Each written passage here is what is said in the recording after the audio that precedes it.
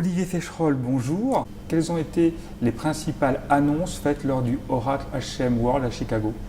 Alors les principales annonces, on pourrait les recentrer autour de deux mots-clés principaux. Le premier, c'est autour de l'expérience utilisateur.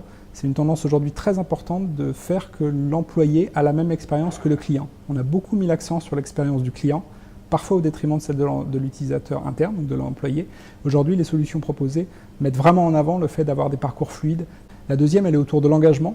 L'engagement, moi je pense que c'est en train de devenir le mot-clé, le critère principal de suivi de la performance d'une organisation.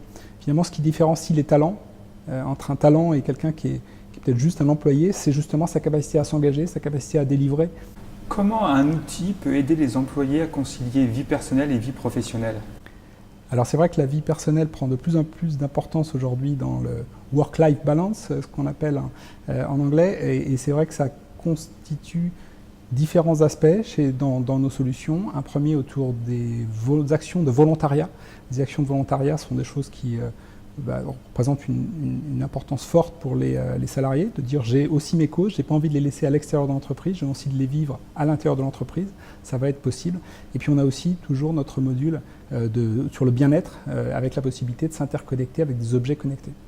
Par exemple, les bracelets, on peut aujourd'hui suivre une activité physique, organiser des challenges pour dynamiser l'activité physique des employés. Pour Oracle, la formation est-elle importante? Alors la formation est très importante et plus que ça, c'est même de dire que ce qui est important, c'est d'apporter la formation au moment où l'employé en a besoin. C'est-à-dire de l'associer à côté du business pour lequel l'employé a vraiment besoin de cette formation. Il ne s'agit pas de dire la formation va être à part, mais il faut qu'elle soit connectée au moment où on en a besoin. Et donc la possibilité d'intégrer des formations par vidéo, c'est aujourd'hui la façon la plus naturelle. On se forme tous en regardant des tutoriels sur YouTube. Et bien aujourd'hui, c'est possible d'intégrer des modules de formation en vidéo à côté du business process pour lequel cette vidéo a été développée. Ces tendances concernent-elles aussi les PME? Alors bien sûr, les PME sont un segment important du marché. L'avantage des PME, c'est qu'elles ont justement la possibilité d'intégrer ces solutions SaaS avec plus de souplesse. Et souvent, les PME ont moins d'infrastructures informatiques et donc étaient pendant longtemps un peu à l'écart de ces évolutions. Aujourd'hui, c'est très simple. Il y a des intégrateurs qui sont spécialisés sur les PME.